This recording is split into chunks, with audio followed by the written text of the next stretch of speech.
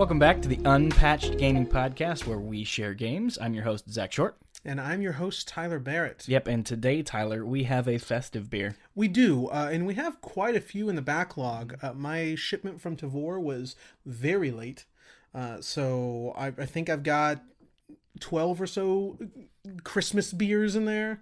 And here we have a Holiday Hazy IPA from Westbrook, Santa Claus.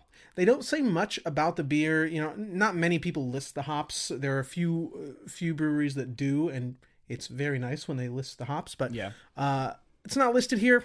But this is specifically made for those that need help getting through time with their family. So here we have Santa Claus, the Hazy IPA, Hazy Holiday IPA. Yeah, and you can tell it's definitely. I actually really like it. You can tell that it has that kind of holiday flavor profile to it. Couple of spices in there. I was about to say the holiday spices. Nothing. It's a little bit. I'm sure they use Citra in here. Yeah, and it's not too complex. It's a pretty simple IPA, but no, it's surprisingly light. In fact, I think Katie might enjoy this one a bit. I'm really not getting the grassy aftertaste. I'm getting a little bit of the spices. Certainly getting the Citra in there. But you do get a good body on it, though. You know, yeah. It's. I'm enjoying this one quite a bit. I've got one more can, so maybe I'll see if Katie wants to try it out. Yeah, absolutely. I like it. I know my wife would like it a lot. Yeah, Katie being my wife, she doesn't like IPAs very much at all, which just a shame. Is crazy to me. She is what's called I don't know if it's actually called a super taster, but she has some sort of condition, which she has like pretty heightened smell and heightened taste. She's like the one I can't pick something out in a while, and I go, Katie, what does it smell like? Yeah, I mean, if you put a peppercorn in your soup, she'll know it's there. A whole peppercorn, so not even cracked, not like opening up those flavors. If you put a peppercorn in there, she'll probably know it's there. That's so awesome. I'm so jealous. Well, that also means that sometimes she's like, Tyler, you put way too much in here of whatever that thing is, and I don't get that. Yeah, you're like, I can barely taste this. She is very good at. I mean, obviously, she's worked her way up the ladder and is on the verge of chefhood. But she's very good at balancing that, like knowing how much to limit her expectations, I guess, if that's how you want to say it. But because no one else is a super taster, more than 99% of your customers are not going to be that way. Philistines. So she's very good at tempering that, so she can season her food right for customers. For sure. You know what was not properly seasoned for customers? That's a good transition. It is this freaking game. Yeah, it's been frustrating trying to get to play it, honestly. I was relieved to uninstall it last night. Yeah, and that's not, and we're not really going to let that influence when we're talking about the other sections, but we do need to open, obviously, addressing that there's huge controversy going around this game. There's even arguments saying, like, can you actually talk about a game outside of its bugs? And I'd say you can.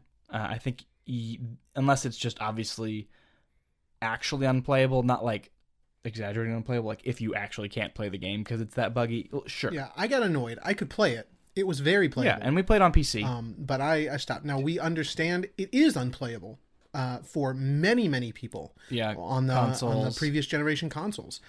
We do get that. What we'll be talking about is the, I guess... intended experience. We're going to talk about the bugs a little bit. There's the bugs don't impede the ability to see what the intended experience is, and often that even shines through despite them. So it's like the actual intended experience does come through from time to time, and when it doesn't, you can see what they're going for and see how it either fails or succeeds based on its own merits outside of its performance. Yeah, so we will talk about the bugs a bit. We're going to talk about the gameplay, the game design, and of course narrative stuff. We're going to be jumping into spoilers at the end. We will let you know when that is. But towards the beginning, we're really going to be focusing on the actual direction that they chose to go and some of the core mechanics. Yeah, so I do want to mention that we will not be addressing the bugs outside of pretty much just this moment and maybe on a wrap-up at the end. They were enough to impede Tyler's entire experience, enough to just make him stop playing. Yeah. And that's on PC. Crashes. That's on PC. Now it's also on AMD. It seems like you had a much better experience. I did. On I NVIDIA. think I got kind of lucked out. We experienced the same bugs sometimes. I did have some issues with where I would have to reload the game, but it never crashed once for me, which was nice. That's awesome, because I had about 20. Yeah, that's sometimes super I would go 2 or unfortunate. 3 times in a session. That's so dumb. Depending on the length of it. And some smaller bugs, I have to reload or something if when you're picking up an item, it displays information about the item before you actually pick it up. Sometimes that detail box would just be locked there until I did find the item and pick it up. Because if it's just a useless gun, like, I don't want to fill up my inventory anymore. I don't need any more common crafting materials, so I'm not going to pick up the white items. But that would be locked there, and now I've got to go back and find where it is to actually pick it up or reload my save. Now I got to the point where it became sort of subconscious that I would make a mental note of where the things are, because I knew it would happen eventually. So I got really good at just going back and picking up that exact item. Which is a shame. It is. And then there was a time where, so if you don't respond quick enough, the characters, everyone will make note of it. They'll say, hey, are you still with me? Or this one person said, quit wasting my time. And this happened really early on into the sequence. And so it was like 15 seconds. I was deciding what I wanted to say. And she's like, quit wasting my time. And so I continue through the sequence, and every 15 seconds, quit wasting my time. Is it really? And then I leave the sequence, so it's with Johnny. We all know that Keanu Reeves is in it, so I'm with Keanu Reeves, and this sequence is over, and I go back to Night City, current day, and the character is still like, quit wasting my time. So I had to go back and do it again. That was annoying. Or I remember this was in my last session. The 2 bugs that really I was like, fine, whatever, this is not worth my time. I was in a cutscene with, let's see, Rogue. And in this cutscene, when you finally pay Rogue off, she lights a cigarette, she pushes some money over the table, she calls for some drinks to the table.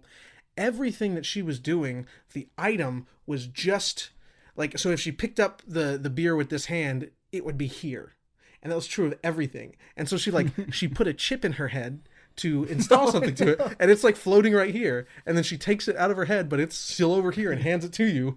That's incredible. That was super annoying. And then finally you have to like jump through a window to do something. Oh, this is and this happened to me too. It threw me 100 meters back, so I walked up and did it again. Then it threw me 200 meters back, and I did it again just to test it. I knew that I had to break the window at this point, which I didn't see before. I didn't realize there was actually glass still on the window. So I knew I had to crack it, but I just wanted to see, like, is it really going to do this to me a third time? And it did, and I uninstalled the game. And that was the minor stuff. Sure. It just builds up. The crashes or the Z fighting. Are you familiar with Z fighting? Yeah. So much of that. And I think I had 3 sessions where every time I got in a car, or I guess maybe you could do it when you were running, but basically when I would accelerate past a certain point, everything in the world would start Z fighting, every texture. And that was super annoying. Yeah. I mean, that's just part of what it means to be playing this game right now. Mm-hmm. So unfortunately, right out the gate, I'm going to kind of jump to the end here and just say we're not going to recommend you play this game right now. Even if you're looking forward to it, even if this is kind of you're coming to us just to kind of test the waters. Where's this game at right now? Don't play it right now. Especially if you were looking forward to it and you think you could get enjoyment out of it, because there's some good stuff here. There's some really good stuff. Let yourself get the best experience possible out of it. That's what I would say right now. Yeah. So they're talking about updates coming next month and in February. Now, those are largely for consoles, but you can definitely expect a lot of that to come over to PC as well. So do wait until February. I think that's going to be a good time. Like, I remember the last episode we did. What is that game called? Immortals. I reinstalled Immortals the day after we finished, or I think the day we had just finished the cast last week, and I just needed, I think, a little more footage for the game, and when I reinstalled, it was with an update that made 2K Ultra run flawlessly when I couldn't get 720 low to run at 40 frames. So just wait a little bit. Excuse me. Just wait a little bit. It will be better. I want to go back. Not to say I'll ever have the time to go back, but I want to experience more. Like some of the stuff you were telling me last night, and that we'll get to later in the podcast. That sounds incredible. Yeah. Really, just the statement being made there with that. Yeah. You'll talk about it. That sounds incredible. And walking around with a katana cutting people's heads off is awesome. And I want to do more of that, but I want to do it without being impeded. That's fair. So yeah, moving forward, we're talking about this game as kind of what we see the original vision is, how that came about, and, you know, playing the game. What held it back, honestly?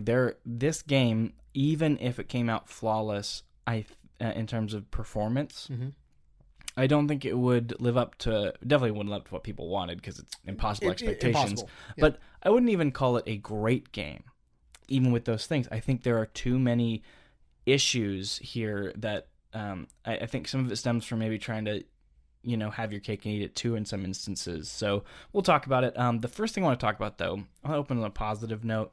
We talked about the bugs. Let's talk about Night City.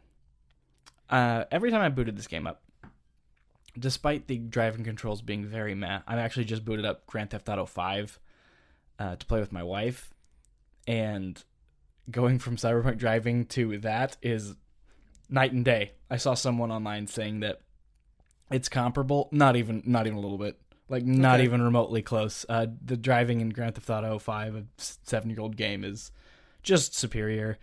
It objectively. That being said, driving really fast in this game is still fun. It is. Especially because of how the city comes toward you. Just the it's massive. Verticality. It is such an incredible spectacle. And the ads and what they do is you're driving and just everything comes into view, and as you go from place to place, you can recognize kind of where you're at, and, you know, this is the slums, this is Japantown, this is the central corporate district, you know, and you can see that. And what they do so well is it's so familiar. It feels like a city right now, just with cyberpunky updates to it, and that helps sell a lot of the themes that they're going for, just how familiar it feels. It's really good. Yeah, it was very difficult for me to wrap my head around. I like to consider myself pretty good at learning a game world and being able to get around it pretty quick. By the time I was finished with Breath of the Wild, I was able to go anywhere without looking at just about anywhere without looking at my map. I couldn't I think I put 40 or so hours into this game. I was only just starting to gather my bearings. But there's one building that gets me every time I see it. It's so cool to look at and to come into.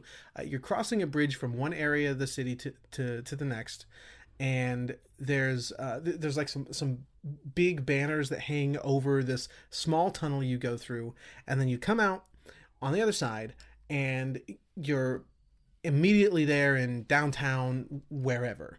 It seems like you're crossing for us. You're crossing. Shoot. Anyway, I was gonna name a street in Austin, Congress. You're crossing the bridge in Congress, and suddenly you're on First Street.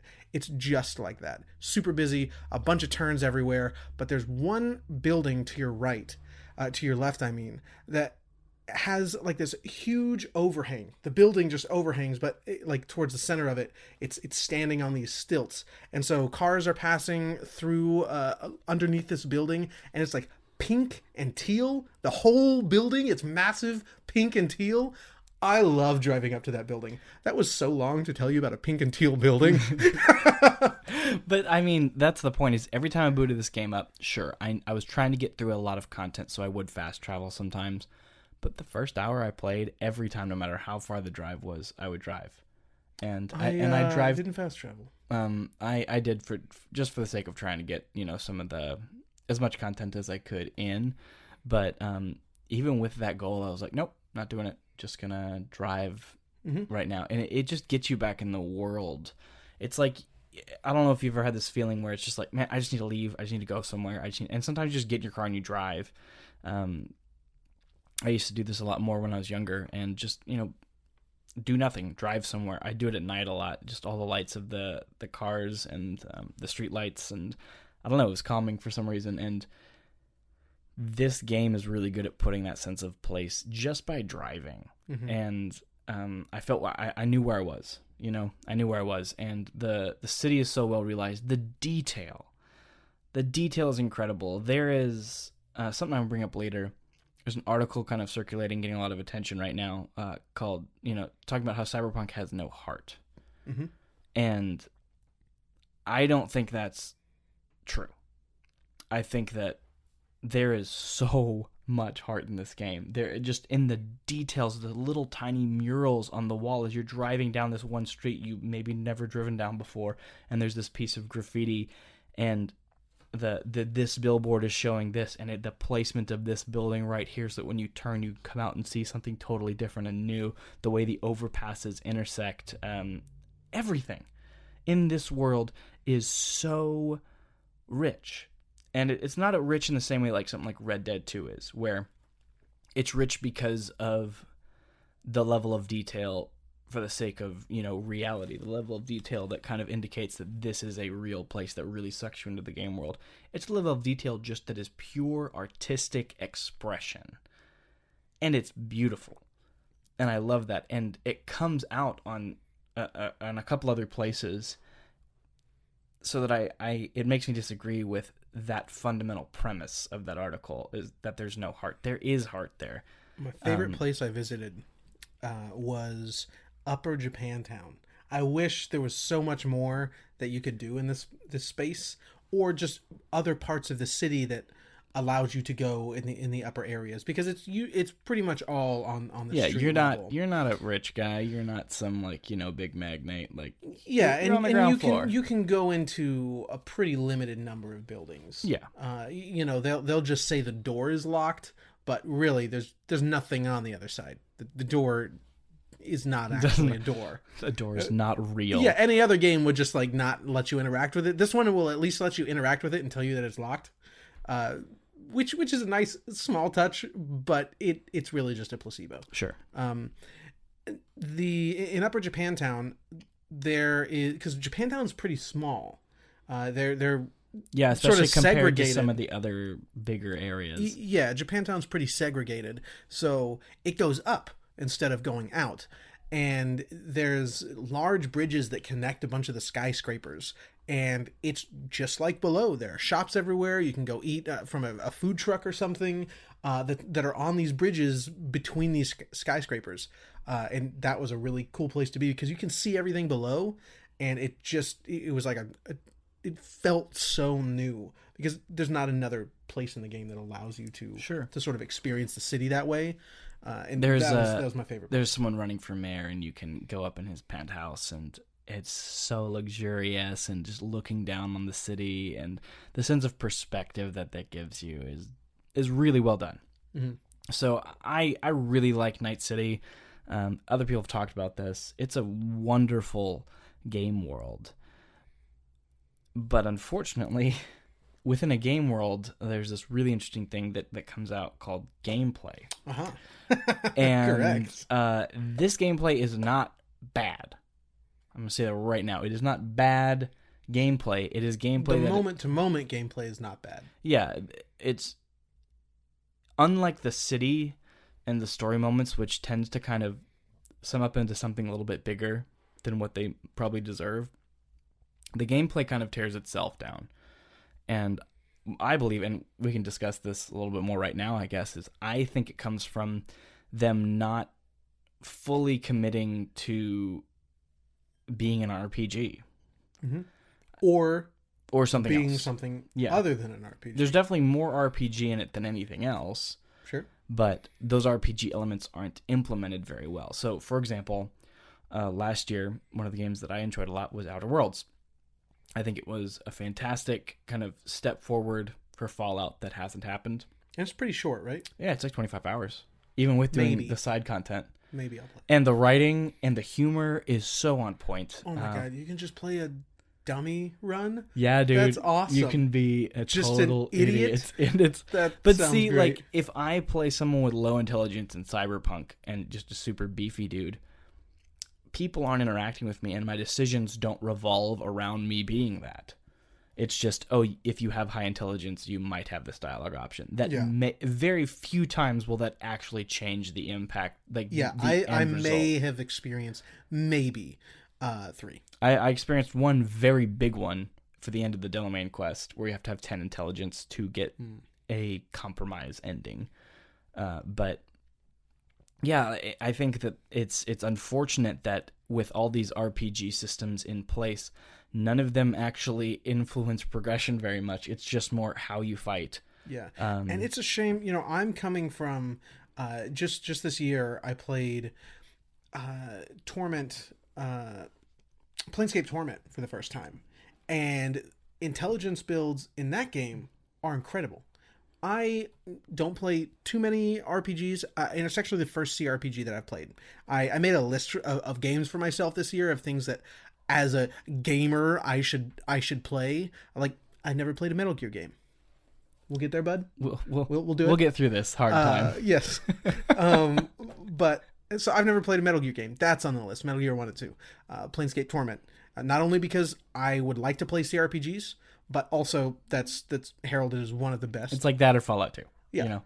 So speaking of which, Fallout 1, you can straight up, I believe it's intelligence, if you're smart enough and you get to the final boss, you can talk him into killing himself. That's incredible. Like, that's awesome. Actually a thing that you can do in Fallout if you're smart enough. Yeah.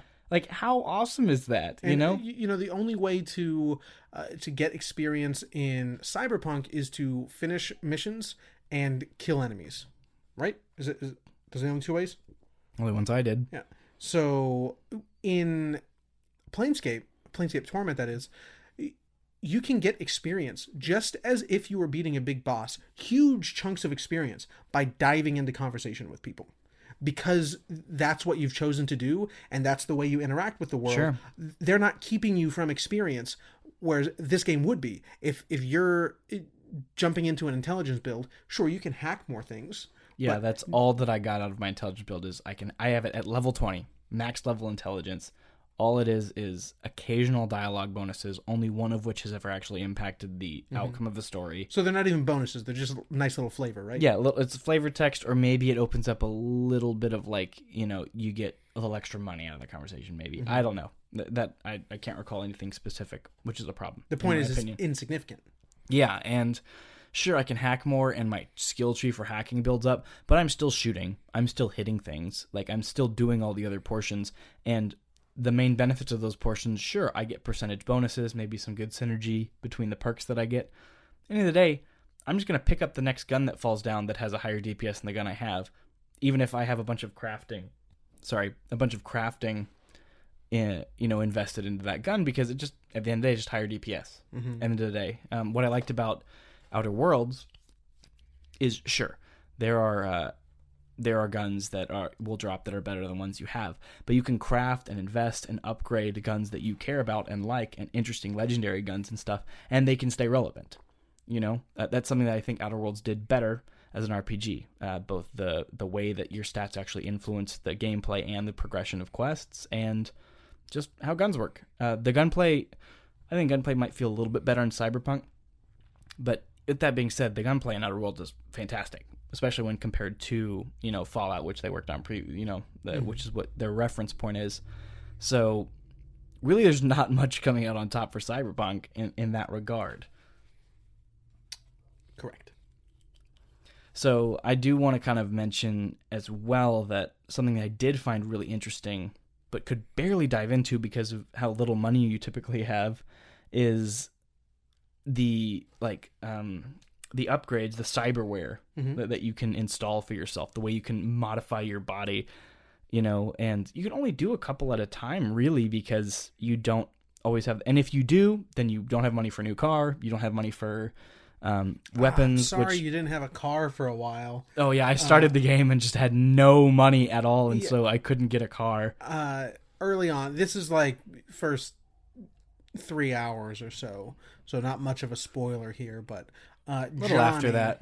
Well, eventually you get Johnny's bike. I got Johnny's bike immediately because I really like to role play the character, and it just felt natural to go down that line first. I made that my absolute priority to go down this particular quest line, and ended up getting Johnny's bike. Oh, you mean Jackie? Yeah, Jackie, not Johnny. Okay, I was I'm really confused. Yeah, because you'd probably want Johnny's bike, huh? No, Jackie's bike. And so I had a car immediately, and I never went to the garage. Right after the tutorial, the first quest it prompts you for is to go to your garage and get your car, and someone crashes into it. Delamain. And now you don't have a car for a while. So Zack didn't have a car for a long time.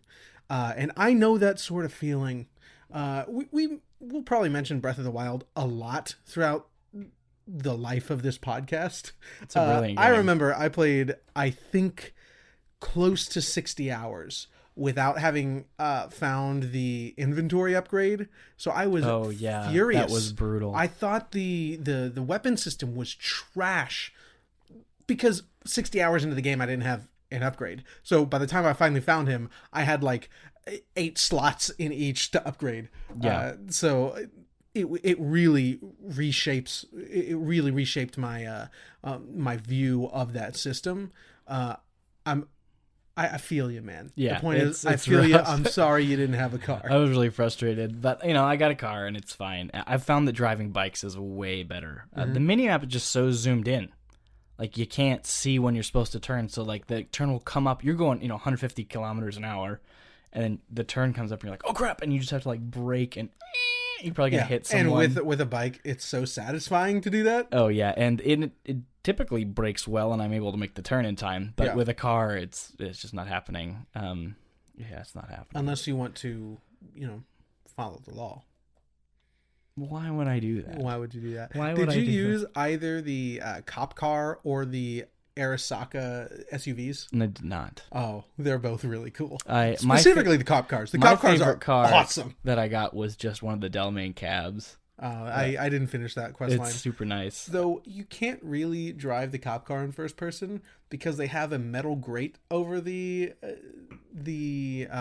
windshield that it's just got a few holes. I mean, not a few. It's a consistent pattern, but they're just holes you have to look through. So I don't see how you could possibly drive that in first person, unless you're specifically following the law and going 2 miles Which is a an totally hour. valid way to play video games. I know that there are some who play Grand Theft Auto following not every law, but every traffic law that they can, unless the mission calls for them to break it. So they're just driving to the next mission, just wait at the light. Yeah, it's rush hour. Yeah, and you're gonna be here a while. Well, here we go. And you put on the radio. Always jazz. Always I jazz. had jazz playing all the time. Oh, I just picked the metal station. Oh, really? That was No, awesome. it was the metal or jazz the Night consistently for FM me. where it has the very cyberpunky kind of music. So I did those two. Well, Pacific something. It was like the first one. I don't remember. That's the one I think it was just Night chose FM. occasionally, but it's like Pacific Dreams, I think, which is like kind of trippy electronic music occasionally, but usually it was just jazz. Sure. Yeah, I think that there's a lot that needs to be kind of addressed in this game. People have already mentioned the crafting is pretty broken. There's a lot that needs to be addressed with how money works. Cars are just so expensive. It's like, why would I buy that when I can just use whatever I have right now and buy, a cyberware upgrade or something. Like, for me, I was looking through cyberware. I'm like, oh, this would boost my hacking. I have really high intelligence build. And then one of them's just a rocket launcher in your arm. And I'm like, I'm buying that. That's what makes it fun. I envision this version of Cyberpunk where there is no intelligence and strength and that kind of stuff, where everything is about your cyberware. Who you build yourself to be, double jumps and this and that, where there's so many options that you can create something entirely unique, something with synergies nobody's thought of before, and that's your build, and that influences what you can say in conversations, and that influences how you can accomplish missions in different ways and how you can get through a mission a different way. Because then you don't have to have this, health sponge RPG shooting. You just have shooting. You can let the quality of those guns and that gunplay shine through. Mm-hmm. And you'll just have a shooter that is more about these cyberware upgrades and how you're using that. It lets you be creative. That's what I envision this game could really shine as. And I think they just kind of fell back on the RPG stuff, but didn't really invest enough time into those systems to make it worthwhile, or more importantly, meaningful. Yeah. That would be pretty interesting.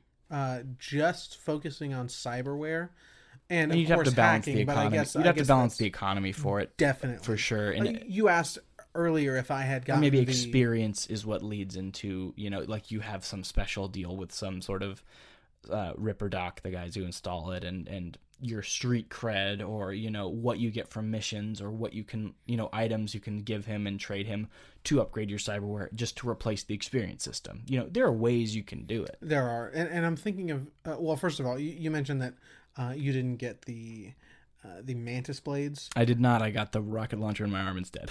You can get mantis blades for free in a chest immediately behind the building, the mega building that your apartment is in. So I just went back there and grabbed them. Now there's a super powerful boss there that you have to run away from immediately. But yeah, you can get them very early on. That's awesome.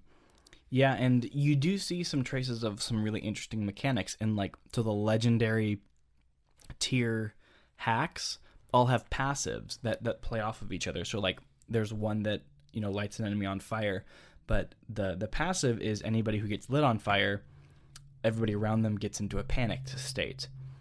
And then the panicked state, there's another legendary where the passive is anyone in a panicked state takes more damage, and this negative is applied faster. And so you can that's nice. But it's only legendary stuff that you get at the end of the game, stuff you've been working towards the whole time. And it's so unfortunate, because you could really, if you got this stuff earlier, it helps the gameplay diversify and let you be more creative as a player. Yeah. So it's unfortunate that it's locked behind that stuff. Cyberware, you mentioned, I wasn't thinking about cyberware being the core upgrade mechanic. I mean, it's not in this game, but as an alternative, we're saying. But I'm thinking of the first cyberware you get is a new eye. Yeah. And so I'm thinking of maybe each component of that you can change. Maybe you can buy a cyberware eyeball that is just an all-encompassing package. So it's simpler for you. You'd, of course, have to have that sort of streamlined situation. But what if you wanted to get maybe a basic skeleton, so you can get a particular retina or a particular nerve connection that all does something else and ties into something else? Or maybe you're not going for an intelligence build, so you save money and maybe get a little bit of investment in intelligence, whatever that alternative would be, since you're not using those sort of stats, but a brain upgrade that simply gives one extra upgrade slot to all of the connecting nerve systems. Or something that the game touches on briefly. I won't spoil anything, but it does and I mean, most of the sci-fi concepts, it just kind of mentions and brushes over and leaves for you to think about. I would like them to have really dived into these, because they're based on, I mean, Cyberpunk, the series, the role-playing game, is really just a lot based on Neuromancer, as many Cyberpunk things are. And Neuromancer has a lot of really good sci-fi there, and a lot of those ideas are kind of touched on. One being that someone is having their brain rewired against their will in this case, but you could potentially go to a Ripper Doc and just say to them, change this part of my personality, make me more friendly, make me more aggressive, but if you're more aggressive, you get more damage, but then you're locked out of certain options, in conversation, and it impacts the way you can complete quests and locks out, relationships with certain people. And maybe, if you're making those changes enough, people start to grow this sort of distaste for you. So if you've been using sort of a nice personality, whatever that equivalent of a charisma build would look like, and suddenly, Judy notices that you've been switching a lot, and it's not good for her life. So maybe she needs to cut you out now. Yeah, see, that would be good too. I think That'd be really good stuff, because the RPG system here, you think it's. I think of it a little more fondly than you do. Maybe. I believe, but I do recognize it's pretty weak. The character progression here, which let's talk about that. Yeah, go ahead, man. Well, I want to hear from you, just because you're a little harsher on it. I think because I found a build that I was excited to pursue, and it worked out very well for me. You did a lot of other things that I think didn't work out. Before I realized how broken crafting was, I was kind of going that route. I dumped that. So was I. Yeah, I was definitely going heavy. In crafting. I put a couple points into the dexterity. I forget exactly what it's called. It's the top one. Oh no. Yeah, see, I forgot. But it's basically dexterity. Or yeah, reflex, I think. And then so for that I, just because I mainly use assault rifles, so just using the assault rifles and that's all I used it for. I straight up right now, 40 hours in the game, probably have, let's say 40 hours. I have 20 max in intelligence, and I have both, skill trees available to me, and it just makes you get more rewards from hacking. It makes hacks do more damage. There's no interesting role playing things that you're getting. It's just, here's 10% damage boost. Crits now apply to hacks. That's it. That seems pretty good. I mean, it's cool. Crits on hacks? Oh, it's broken. It's fantastic. Especially because, so I have my backup for if something goes really wrong. I just have suicide, where they just take out their gun and shoot themselves. Oh my god, Zach, you didn't have cold blood. You had nothing invested into zero. Cool, which is the charisma stat, but it also has an alternate skill. So cool allows you to. No, I guess it's not the charisma. I guess intelligence is the charisma. So cool allows you to upgrade stealth and something called cold blood. And what it does is stack up to 5 times. And that's later in the skill tree that you get the 5th one. You can upgrade the initial cold blood activation up to 3 times. Then about halfway through the tree, you get an extra one. And then towards the end of the tree, you get yet another one. So when you kill an enemy, cold blood activates for 10 seconds. And there's a bunch of different things that you can apply to cold blood. For every cold blood stack, you get plus 10% to headshots. For every cold blood stack, you get plus 15% armor, or minus, or plus 2.5% resistance to everything. Every resistance. There's a bunch of different things. Oh, your health increases inside and outside of combat by 50% for every stack of cold blood. You can upgrade that again to where it's 100% for every stack of cold blood. So the base tier of the health potion, what are they called? I forget. Oh, I don't know. Sure. Whatever the health potion is. Everything to me is a stim pack. Everything is Fallout. It's all a stim pack. Okay, so the base tier of that, which I had 300 of, healed me fully. That's awesome. Because I had 4 stacks of cold blood, and was for every stack of cold blood, my regeneration would be plus 100%, which is really nuts. Yeah. But you can stack that with, so you can choose different things. There's hacking abilities there, or buffs. There is gunplay buffs or melee buffs, which is what sights and faster, this or that. I went with melee after that because what I was doing was crafting and stealth, and they're both garbage. And so I went with melee just because it's so cool to walk around with a katana and cut people's heads off. So my character, I typically play females in video games. She just had these super awesome pumps, these nice pleated pants that were so shiny. They were dragon scale silver with this red accent, and a fedora on, just walking around cutting people's heads off. Felt so cool. Amazing. And with cold blood, so I was trying to infiltrate a very large facility, so many enemies, and I tried the stealth and was dying over and over and over again. I think it was 7 times finally I was like, enough of this. I killed everybody just in one fell swoop with my katana, because Cold Blood is incredible. I forgot cool. why I was going to tell you about Cold Blood. Because, you said the crit chance with hacks. Yeah. So you get I think the max is like probably 75. I think it's close to 75% cooldown for hacks for every stack of Cold Blood. It's ridiculous. So you can get really quick cooldown and then increased damage and just general increased crit chance with Cold Blood. So if you stack Cold Blood with hacking, that would also be really cool. Sure. I mean, that's for me. Cold Blood's so cool. I mean, very rarely did any of the upgrades. In fact, I can't even think of one instance. Did the upgrades or whatever I chose in that perk tree make me change the way I was playing with that thing? Especially on the hacking tree, it's just now your hacks are better. Now you recover RAM faster. RAM is, how much you have to spend on hacks.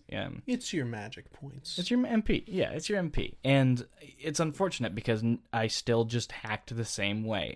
I'm thinking of, other RPGs that have mechanics where, okay, if you kill someone, from behind cover, you get this bonus, but that makes you leave cover to activate that bonus. That's a simple example, but something like that where you're picking perks that actually are actively changing the way that you're playing the game instead of just making you better at the way you're already playing it. That's what interests me, and there's not a lot of that here. That's why I was a little bit disappointed. Yeah, I'm not going to disagree with you because I changed my build halfway through my play. Because it wasn't working out. Because the stealth was broken, I went intelligence, stealth, and stealth's crafting. not fun. Stealth either. is not fun, even remotely. Yeah, it's just a crouch, move, visibility, done. And the visibility is so broken. Yeah, the reason I stopped doing that mission I just mentioned was because I was getting spotted by people just across the yard. I was in a building. There were like. There was 2 floors to the small little outpost building, and I would sneak downstairs to try to kill this guy. I would do so successfully, and then I don't know why this happens, but I was trying to hack into a computer, and my hat is like just above the window line, and so people were spotting me. But finally, I was able to time it right where I could walk over there, and I hacked a computer. I got a bunch of resources from it. But if you are crouching. When you unplug from a computer, you stand up really quick and then crouch back down. So I would get spot 100% of the time. That's incredible. And then finally, I was like, no, I'm not going to do this. I'm just going to cut people's heads off. So I did. So you did. Mm-hmm. It's a truly magical moment. Yeah. It's really fun. What game is really good for changing your build halfway through is Dark Souls 2. Oh. Yeah, I straight up, the last time I played it, I changed my build 3 times. Just changed what I was using, how I was using it, and it ended up working every time. Why? I forget. I haven't played since release. I played on release. Just because it's the most RPG of the Souls games, Bloodborne included. It's the most time was spent on how you allocate points, and there's enough points to, because things start to kind of taper off. There's a system, and this isn't all the Dark Souls, but there's a system where if you put more points into strength, it'll have diminishing returns. And so it encourages you to kind of diversify. But there are enough, even without having to spend the money to reset your points, there's enough wiggle room, and the stats are typically low enough requirements for the other weapons to where, and you have enough item upgrade materials to where there is that leniency. It'll cap you from being able to overpower just one play style, but it will let you diversify into others easily. Okay. And so yeah, playing across that whole game in 3 DLCs, I mean, I changed my build 3 times because I found a really cool weapon I liked. That game? It depends on what you mean by 100%. But yeah, I beat Dark Souls 2 and all the DLCs, beat every optional boss, all that stuff. Seems like 100%. That's enough for me. That's when I felt I was done. Dark Souls is about the bosses. Like, cool, maybe you didn't find a sword, but yeah. So no, I mean the bosses. Yeah. So in that case, yeah, I did. I'm a huge defender of Dark Souls 2. I know. Huge defender of Dark Souls 2. And specifically because of those systems and how RPG it is, and I like it a lot. it's 3's still my favorite of the Souls, like 1, 2, and 3, but I love it. It's great. Yeah, Dark Souls 2 is better than Dark Souls 1. Fight me.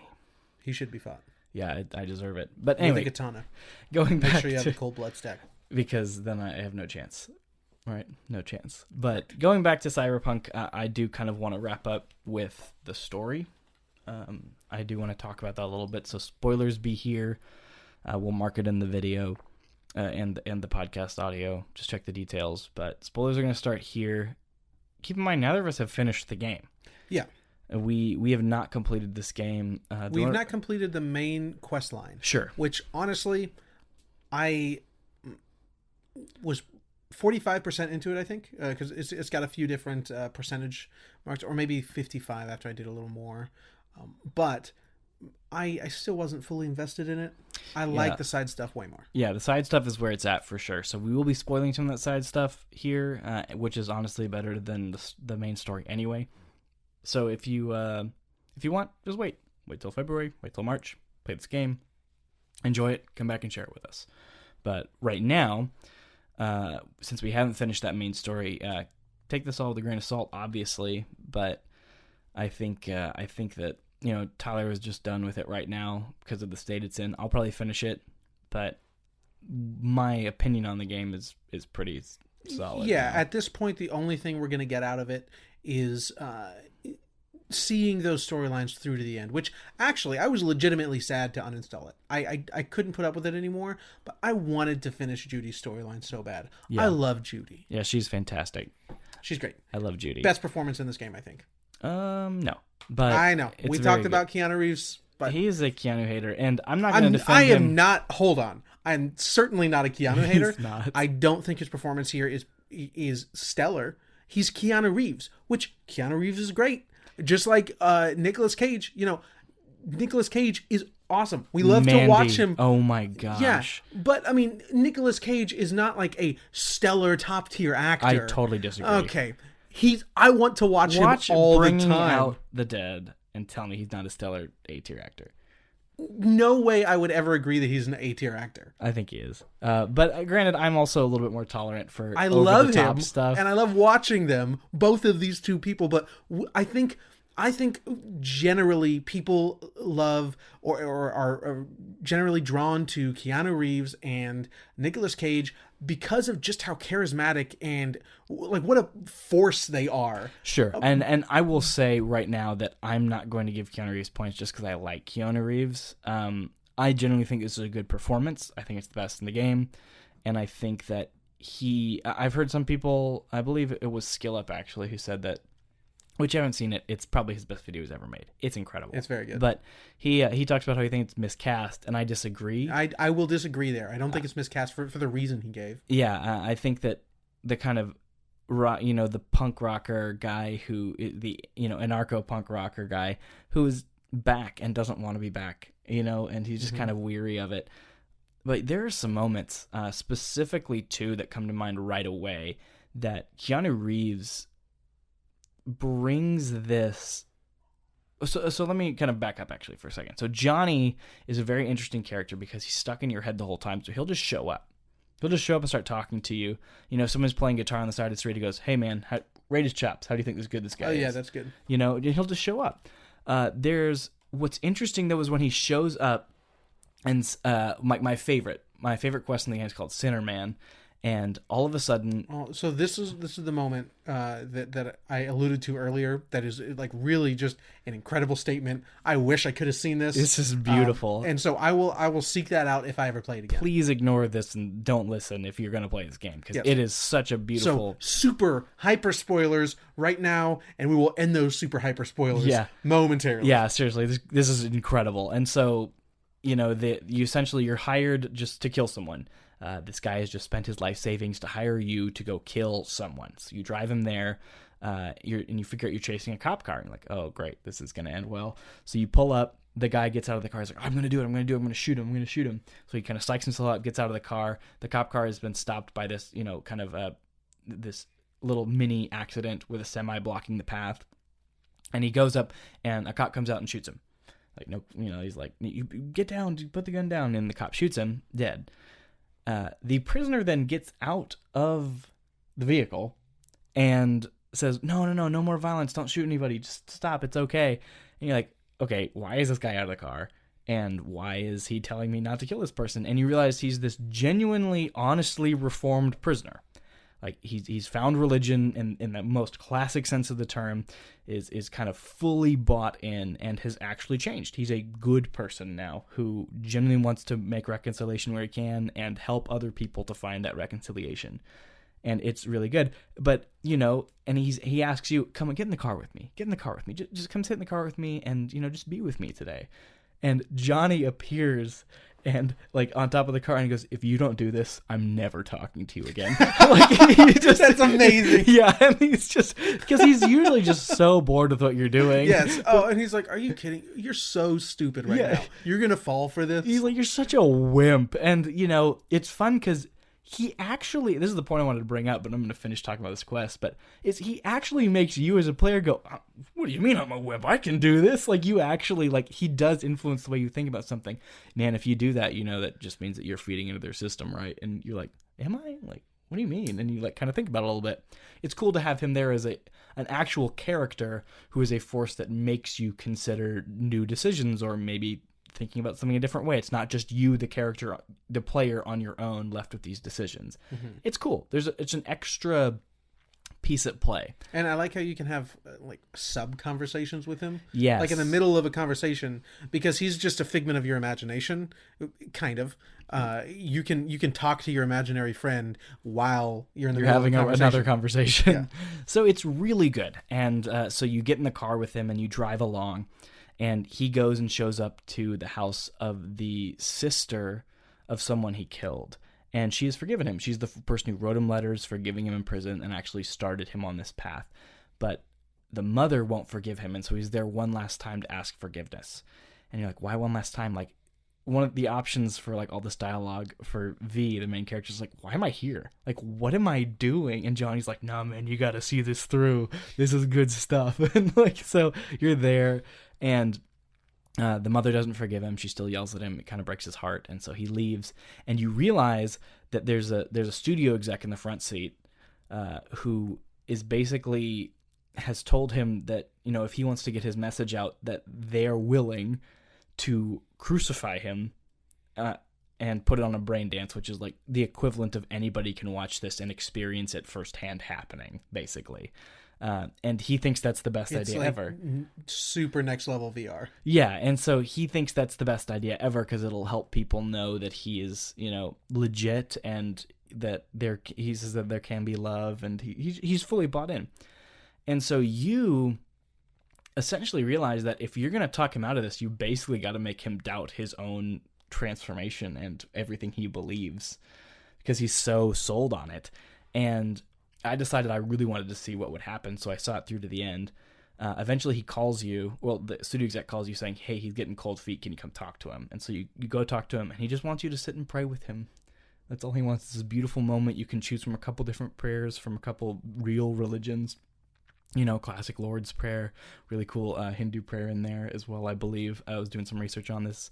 I grew up in church. I had to do Western church. I had to do Lord's Prayer. That's what I knew, and then you have to click each line, Our Father art in heaven. Then you have to click, hallowed be thy name.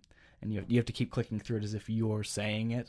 It's just good. I grew up with that prayer, and it was a really good moment for me. And so he's like, all right, I'm ready. Will you nail me to the cross? And so you go, and every time you hit the hammer and nailing him to the cross, and of course he's screeching in pain. Not like he wants to go back, but he's obviously in a lot of pain. And you can choose leave with every hammer hit. You can choose to just go, nope, I'm done. And you can choose before you go out there too. You can even tell him I'm not even going to watch you. But I did. So I went out there, hammer the nails in, he gets risen up on the cross, and is this red lighting, and you're looking at him hanging there, and you told him, yeah, I'll be here for you. You're reciting lines from the Bible, of centurions nailing him to the cross. It's really weird. And Johnny appears there and just watches him because Johnny thinks he's like this. He's actually doing something meaningful for some reason. It's very bizarre. And you're sitting there looking at him, and if you just turn your head a little bit, you see the extremely bored studio execs and people recording this happening. They're smoking, they're checking their watches as this guy is crucified on what is essentially live TV in front of them. And it is so surreal and so good. And it's like, what was even the right decision? Like, yeah, and in that, though, in between the missions, Johnny will sit down and talk to you, and you'll just go back and forth about religion and, what does it mean to be a martyr and what is worth dying for and stuff. And Keanu Reeves, that's my favorite moment I had with him in the whole game, is just he really sells it. There's this frustration, but also this kind of weird admiration, and that's an incredible quest line. Yeah. Incredible. I will definitely, should I ever go back, that is definitely something that I will seek out. Yeah. And there's some others. There are some relationships I really like. So you meet a character named Panam, who is part of one of the Nomad groups. I just started her quest line. And she has a beef with the leader of the Nomad group. She is still a part of, but doesn't stay around or live with anymore. She's kind of, you can tell she's kind of estranged. Yeah, that's the best word for it. And she, partly her own doing, but watching her relationship with Saul, the leader, grow, and he's a really good character without having to be too fleshed out. He does what he serves his purpose while also being interesting, and he's well designed. He's a nice flat character. No, he's not flat. He actually has a lot of complexity, but because he'll surprise you. But he's not as fleshed out, obviously, as one of the main characters, being Panam. But they have this incredible dynamic, and you get to be a part of that dynamic, and you get to see them either repair or destroy their relationship, and it's really cool, really well done, really well drawn. I also I found a quest with a guy named River. He's a cop, and he's an incredible quest as well. Again, another quest I was talking about that does good sci-fi is River's quest. There's a guy who is basically injecting human, young adult men with hormones as if they're cows, and keeping them alive barely, and feeding them through tubes, and it's just really weird serial killer stuff. Yeah, really weird serial killer stuff. And then my favorite sci-fi part is there's straight up an AI that has gone rogue on the net that is just manipulating politicians and actually rewiring their brains and making them do what it wants them to do. It's not even another human force for the sake of greed. It's just straight up an AI doing it for some unknown Lovecraftian nearly reason. I didn't do too many side quests. I tried to do the main quest as often as I can. I did grind for a little bit. A lot of the street stuff, the gigs, and the gigs. So I did, I think, just over half of the Delamain quest. So Delamain is an AI that runs a sort of limo service, and each of the cars out in the city, he's got a different car, and therefore a different version of his AI or just a completely different AI, right? It's it's kind of sold a little bit later as his children, they're kind of offshoots of his personality. So for each section of the world, he's got a different AI running the cars there, and most of them have gone rogue, and one of them is just totally crazy, just running into people, and you have to ram his car. Just road rage. He is road rage. He is the embodiment of road rage. There's another one that's scared of driving, and so huge existential crisis. Yeah. So he's just stuck towards the edge of the map on a roundabout, and he's just circling this roundabout super slowly. Yeah. And I did it after the road rage one, so I was ready. In fact, I failed the quest because I threw a grenade at him, expecting him to be the same way, but he just wasn't. Yeah. So they're all different. My favorite one is an AI that was she saw, it's like a female version of Delamain, and she saw some pink flamingos, yard flamingos, in people's yards, and she started making up this conspiracy about what a flamingo is. She'd never seen one before. She was shocked. What is this creature. Yeah. Flamingo, flaming for oxygen. Flames can't be without oxygen. What are these things? Yeah, it's incredible. And so you have to go destroy all of them. If I get rid of the flamingos, will it be okay? Oh, it is to be a slaughter then?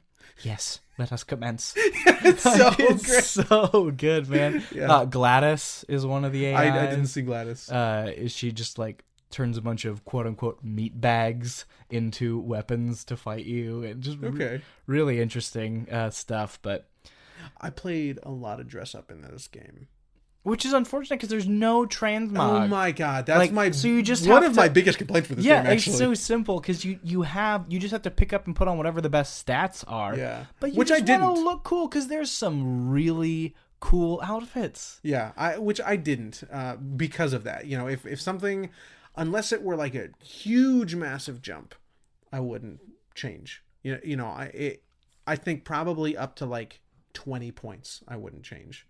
For the smaller stuff, of course, that Their thought process was probably it's first person. They don't care. People care. Are you kidding me? People care. Yeah. So yeah, I had this like really nice 1920s haircut. I had some like gold lipstick on, like just like a stripe of gold lipstick. That fedora I told you about, in this really badass jacket. That's amazing. And just cutting people's heads off with a katana. She's so cool. See, and that's what I mean by like this game has heart. Like these quests we're talking about, the Delamain quest has a really cool ending, again thought provoking, and Johnny is like really adamant you'd make one of the two decisions. Like he is like really adamant about it. And that influenced the way that I was going to make that decision. About which one? I'm sorry. The Delamain end of the Delamain quest. Like he's very adamant that.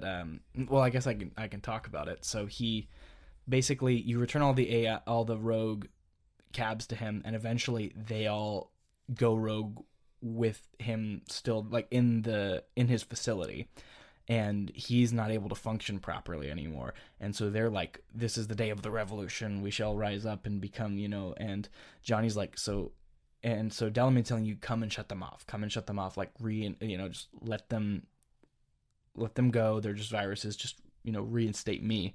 And Johnny's like, don't you do it. He's like, you're just gonna, and he says it exactly like this. I'm paraphrasing it, but he says, "Oh, what? So some cab driver you like tells you that you want to go kill his kids, so you just do it for him." And it's like this really, really good moment of like, I've considered this stuff quite a bit, and there are, or at least one organization that I've heard of that's actually starting to lay the groundwork for legal rights for AI. That's a real thing that we're gonna have to. You and I will have to grapple with in our lifetime. Johnny, like when you get to the core, he is like, "Listen, man, if you don't let them go and be their own, like I don't know what I'm supposed to do with you." He says, "I have no clue what I'm supposed to do with you." He's like extremely adamant about this, and just when he framed it like that, because I was like, I don't know, I like Delamain though. Like I thought that as a player, I'm like, I like him, and like these are just rogue AI, like it's fine. And to hear Johnny just go like, what? So some cab driver asks you to kill his kids, and just because you like him, you say it's okay. And you're like, wow, yeah. Like how good. It's just nice having Johnny there, especially because he's so punk. And one of the best moments in this game. I don't know if I'll put it on my list this year, but really, just such a solid moment is when you go to the dollhouse. So there's a form of prostitute in this game that someone will insert this like brain chip, and their body will basically just become a sex doll for you. And it will act and talk and behave however you... Yeah, whatever sort of parameters that you set up. I don't know if you can do that in the game, but in the lore, that's like in the world, that's dolls that's are pretty common to Cyberpunk as a theme. So they're real people. Their brains are just changed for the sake of their shift, really. Yeah. When they're on the clock, and you're trying to find out some information about a character you previously spoke to that helped you through, or that set up the mission that you were on for the tutorial, or I guess the prologue, really, not necessarily a tutorial, but you're trying to find out more information about her because she's gone missing. And she was previously a doll. So you go and have a session with a doll, and she just starts to. You just have like this really poignant like personal therapy session. Yeah, basically. It's really interesting. But it's not like a clinical therapy session. It's a really personal moment. That I thought was really incredible. Really well done. Yeah, I like that a lot. Yeah, again, there's so much good here. There really is, and unfortunately, bugs aside, the biggest hampering is the actual structure of the game and the mechanics. Yeah. And that is just such a shame. Especially, we haven't brought it up yet, mainly because you haven't played it. But The Witcher 3, this is their follow-up to The Witcher 3. And, a lot of people were treating it like that. And unfortunately so for CD Projekt, because The Witcher 3 is not only a better written game, but is one of the best written games of all time. Yeah. Like, consistently... over and over again, side quests, main quest, all of it. It's just well written. And in that game, you basically have only a handful of options for your RPG. Are you going to be an alchemy build, a science build, a sword build, or are you going to kind of mix and match swords and science, swords and alchemy, alchemy and science, and alchemy and swords? Like, that's your options. But because it's so simple, and because all of those paths develop very well into interesting combinations and ways that actually like make you feel cool and like a Witcher. Like, I did an alchemy build, and like just being able to down potions, having all these crazy effects, your skin, becomes even whiter, and there's all these veins in your face, and like it just feels good. And even when you're talking to someone, you'll have the veins on your face, and it's crazy. And mixing and matching the potions and finding ways to do more, and how toxicity works in that game. It's all simple, sure, but it's so much more fun to play with and interact with than what's presented here in Cyberpunk. Maybe because of that simplicity, because it lets the story shine forward and lets the combat just kind of be simple and a little bit, sure, strategic, because, each monster has its own vulnerabilities and you kind of have to like track and learn the monsters and stuff, but that's not the main draw. It's simple enough to service you being a Witcher, and it works really well. Something we didn't talk about for the sort of structure of the game is how quests work. You can't just go down, and this is actually really interesting. I don't like it totally. Like I think actually, it needs a little what work. I say is I like everything but the timing. Yeah, it's the timing. So I think it's a really compelling idea. Especially I've not seen it before. Yeah, go ahead. So instead of just being able to go down a quest line, which every other game I've played is structured that way. Once you are able to access the quest, you can finish it from start to finish. Almost every quest in this game, the bigger ones for sure, definitely the bigger ones. You have to wait on the like real world timing. I say real world, the game world timing, and it's not as easy as just like hitting a wait button. No, because you have no idea. So let's say you need to do some recon for a like a street fair that's coming up in Japantown. Well, the best time for you to do that is going to be whenever your partner is, able to do some things on his end. He's got his own quest that he's going down. So in a couple of days, he's going to call you back and tell you that he's ready. So you're doing other things, and he's just going to call you and say, "Hey, I think this is going to be the best place for us to meet at this time." Sometimes they'll just text you too. Sometimes they'll just text you. I love that format, because what happens over time is as you get to know the characters and develop a relationship with them, I found myself taking time out of my quest I was currently on, maybe in a firefight, which is maybe not the best way they could have presented it. They should have probably waited. But because I valued that relationship with that character, I would stop and read it and pick how to respond. Yeah. Or I would answer their phone call. And that's one of the biggest things that I don't like is you almost never have the chance to answer or not answer. Or is there like a setting that I missed that you can toggle off? Because I'll just be driving and someone will call me and say, "Hey, I got this mission here. Can you go do this for me?" And by the time that call is over, I'm entering into a new part of the map. And you're getting another call. Another call. It's really annoying. Yeah, it's pretty jarring. Again, it's the timing I have a problem with. But because it feels more like a relationship. It's not a Witcher going up to a quest board and finding who needs the monster killed. Yeah. It's, oh, this person who I know wants a favor from me, and I've developed a relationship with them throughout the course of this game, and I'm having an actual full conversation. And just when they're ready, they're doing their own thing, which is unfortunate because the rest of the stuff does not feel this dynamic, stuff like, the little side events, like, there's a police shootout or something. It's very obviously just waiting for you to show up, and it feels that way, which is unfortunate. In fact, I do want to address this before we wrap up, is the presentation overall is very lacking, regardless of the technical problems. I think that, NPCs will stay in a cower state, a very generic cower state forever, basically. A long time. And they'll even say, like, I went through some of those, dynamic things on the street. So, there'd be a shootout or something, or some sort of assault happening that you can intervene in. And the people being assaulted will be crouched down, and then you'll kill all the baddies, and they'll still be crouched down, shaking. Oh, you saved my life, thanks, man. And but just like totally cool about it. And they're standing in like the middle of a parking garage, just like this, just cowering. Oh my god, every time. Well, not every time. What it reminded me of is in Spider-Man 2 on GameCube, when no matter what the quest was, when you swung up to a person in need, they would just lift their arms and like, kind of wave them in the same way, nodding their head, and they'd go like either, Spidey, he went that way, or, oh, gee, thank you so much, Spider-Man. Like, it doesn't matter. It's the same thing every time. Bad.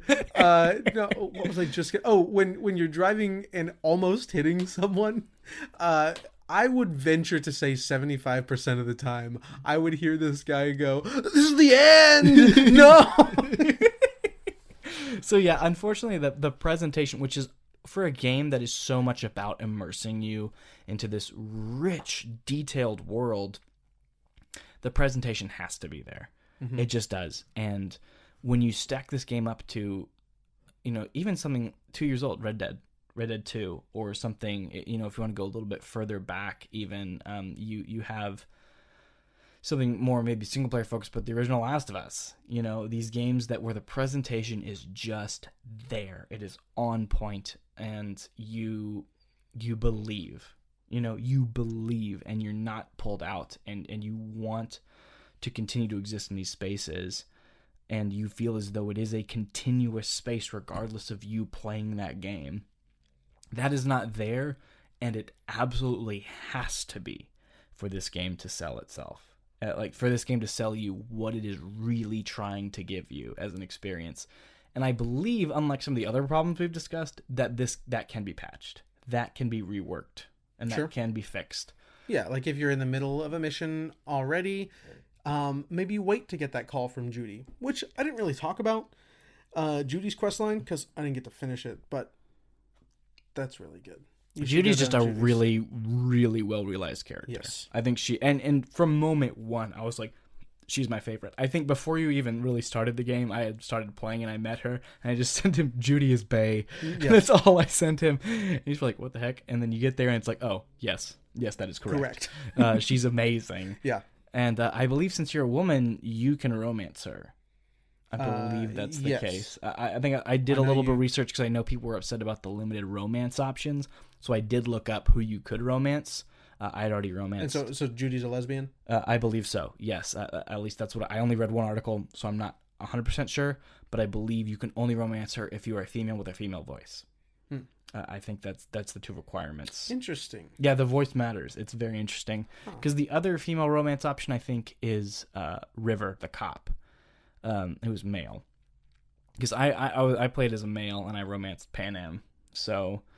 I just like her character. She's well done. She's really cool. I wish I could have got to know her more. Yeah. But I took time out to be with Judy as often as possible. But I know for a fact that she is straight. She will only romance a male with a male voice. So it's interesting how they structured that. I know there are some people who have issues with it, and definitely the limitation is odd. Because there's only a few characters. There's only a few. I think 4. That is a small number. For what the game is, it's very odd. But I can't really comment on that. Well, there are prostitutes everywhere. Yeah, so you're good to go. Sex everywhere. That's my romance option. It's so bizarre.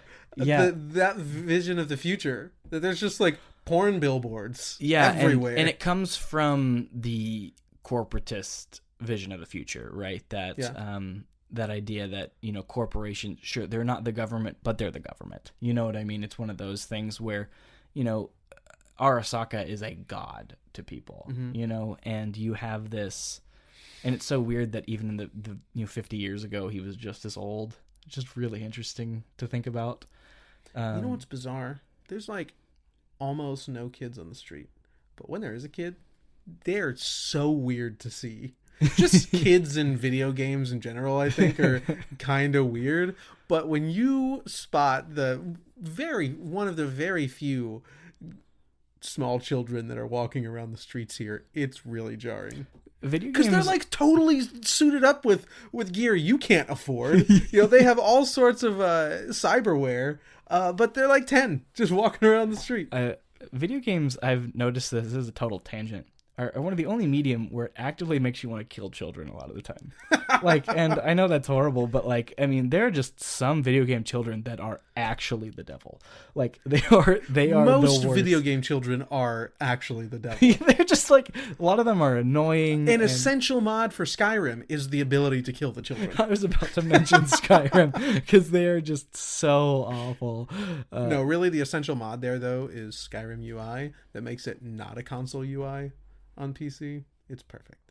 I have not done that one. Oh, if you ever play Skyrim again on PC, this dude plays it on Switch. Anyway, it's I've played Skyrim so much it has now become let me just pick up and keep playing this kind of game. So when I'm out and about and I just want to play it, I play it on Switch. Fight me. Well, yes, Skyrim UI totally overhauls the UI so it's fit for a PC rather than a console, and it is the first thing you should do next time you install Skyrim. I heard that. Do you have anything else you want to say about Cyberpunk, man?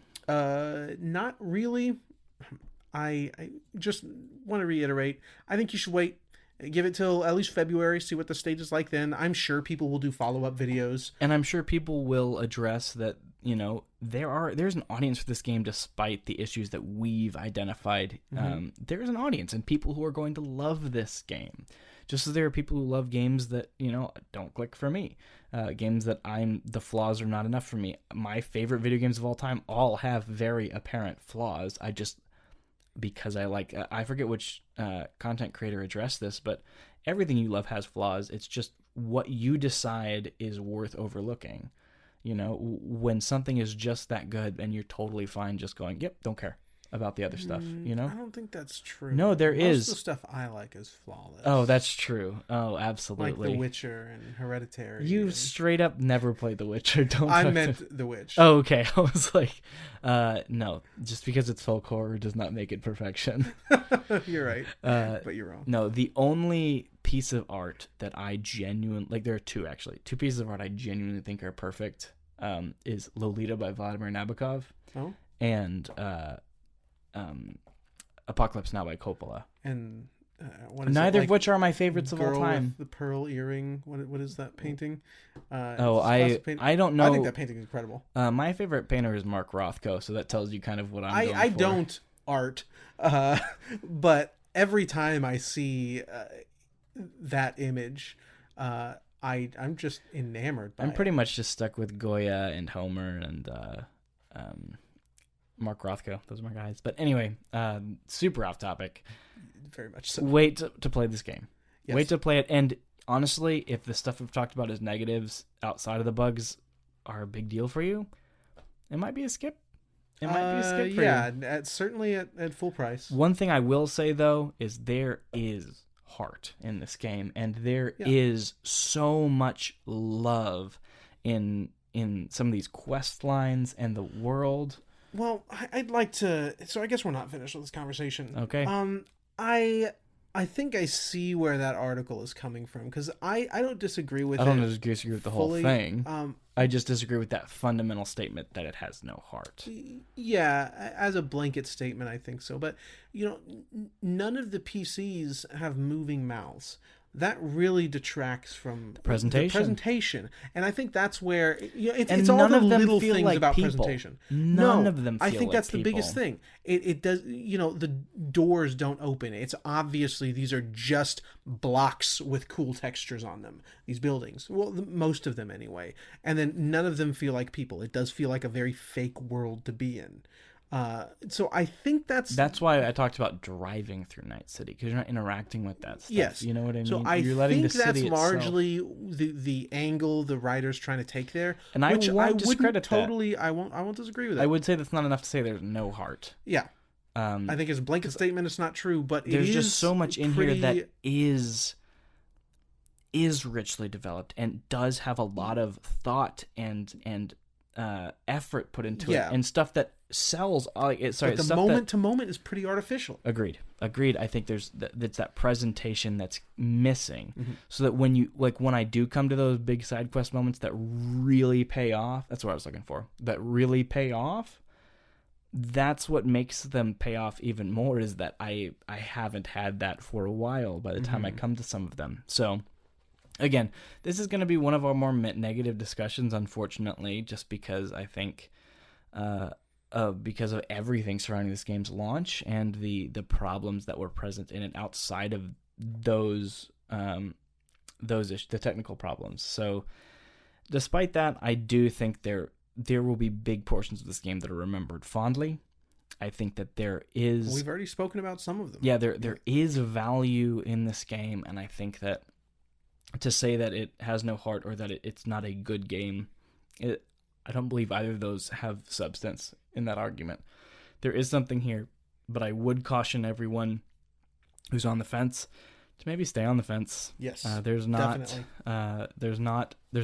right now that should pull you down from it, and in the future, even maybe look at those kind of recap videos, those revisiting videos. People are going to go back and look at the state of it, a couple months down the line, and maybe revisit it then. But I currently, I've had a couple people ask me, "Oh, you're playing Cyberpunk. What do you think?" And I say, "Just don't play it yet." I say, and I kind of give them the rundown of, well, what do you look for in a game? If you like this, this, and this, then maybe once it's kind of cleaned up, you should play it. Or no, probably not going to be for you. So that's kind of my final verdict. What do you think is I'm not going to disagree. That's pretty on point there. What do you think is next for CD Projekt? They've squandered so much of their goodwill at this point. Yeah, it's going to be hard. They're doing a lot of things that I think are right by the customer. They were pretty quick to first of all, they started off by acting very poorly, not giving people review code for the console, not allowing people to see the console launch, and knowing what it's like, and releasing it in that state is close to unforgivable, if not unforgivable. Now they're offering refunds. Sony has removed it from the store, and they've said, if you can't get a refund, let us know, and we'll do what we can for you to get you that refund. And they're talking about the two big patches that are coming next month in February. Yeah. These are good things, but what was maybe the best, studio for consumers. Like they treated consumers better than any other game studio DRM you can think free, all as much as they can. They've squandered a lot of that at this point. Yeah. What do you think is next for CD Well, I Projekt? like what you said to me, is they're going to do the... where's the No Man's Sky guys? I always forget their name. I think this is going to be a Hello Games arc. Hello Games, We're going to see we're probably not going to hear about another project for several years, because this happens with a lot of other people, but it didn't happen with them. They announced this game in the middle of development for The Witcher. And if this were Ubisoft saying, hey, Montreal is currently working on the next Assassin's Creed, and then a couple weeks later say, hey, Montreal is currently working on something else, people are going to talk about them taking development resources from this game. Now this game's going to be bad. That didn't happen. Ubisoft Montreal is currently working on a top-down strategy game based loosely off of Fire Emblem. Yes. That's the angle I go for. So it didn't happen with them.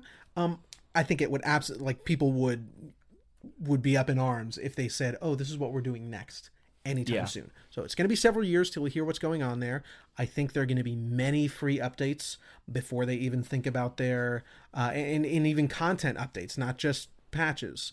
I think they're going to be many free updates. They are the guys who made the greatest video game DLC of all time. Sure. That was paid DLC, though. There were plenty I know, of great I'm just saying, free... like, what they could do with that is not something to sneeze at. It's not like, oh, look, here's a DLC for our game that, you know, we just kind of, here's some extra gear and a couple extra quests. This is like, oh, I'm playing The Witcher 3 because I want to play Blood and Wine, you know?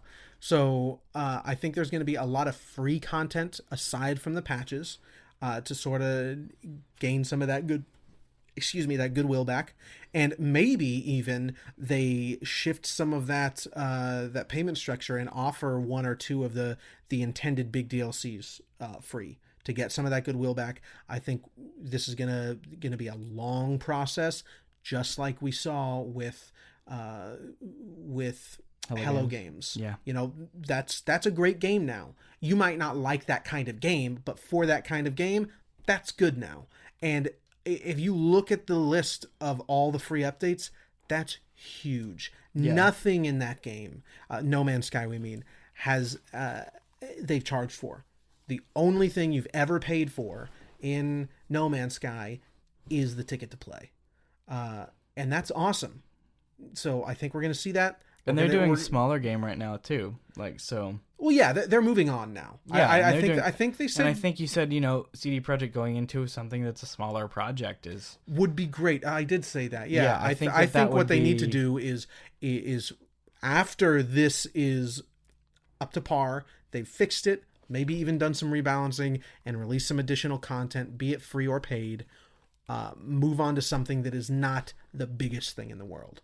Maybe even something Witcher 2 size that they know they can handle and release at 100% on launch. Yeah, if they don't release another 100%, they're risking a lot. A lot. So here is to the redemption arc for CDPR. Yeah, let's do it. I wish them the best. I wish this game the best, because really it does have heart, as you mentioned. There's a lot there. There's a lot that can be fixed. You can breathe life into the city streets of Night City. We'll see if that happens. You know, you can add some lip movement, some new dialogue, some maybe alternate patrol paths, just something to give it more life. You can do that with some updates. Here's to seeing that happen. Agreed.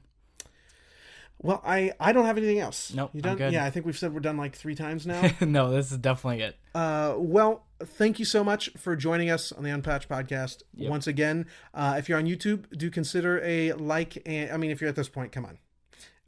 Let's go with a like. And maybe even subscribing. We've got a Game of the Year coming up, a Game of the Year discussion coming up in 2 weeks. And it's going to be a bit different than I think most Game of the Year discussions. Yeah. And we'll have a little surprise there. And if you're listening to us, then maybe a review on iTunes or whatever platform you're listening to us on. Yeah. And do consider our Patreon. $2 a month. You can get into our Discord. We're trying to build a community there. Some photo mode stuff. This is a great game for photo mode. I, unfortunately, was not able to dive into it as much, really because nothing has been as incredible as Ghost of Tsushima's photo mode. This is a really clunky photo mode. I didn't like it much I didn't at even all. mess with it. It's very clunky. But Ghost of Tsushima was incredible, and it doesn't help that was the first photo mode I ever used. And it's the best, far and away. So I did... Shadow of the Colossus, I did this, and Last of Us 2. None of them are anywhere close to as good. But if you got some photo mode stuff to share, I love photo mode. We've got a channel on there for photo mode junkies. And we're doing some monthly playthroughs. You just finished Sly 3. And we're going to be doing Ikaruga this month. We've got some downtime between now and post Game of the Year. So Ikaruga is something neither of us have played. That game, I think, is a legend in its particular genre, which is something neither of us have really dove into before. So if you want to join us and play Ikaruga for the first time, or maybe your 900th time, we'd love to hear from you. Love to have you. Yeah. Well, we'll see you next time, and thanks. Take it easy.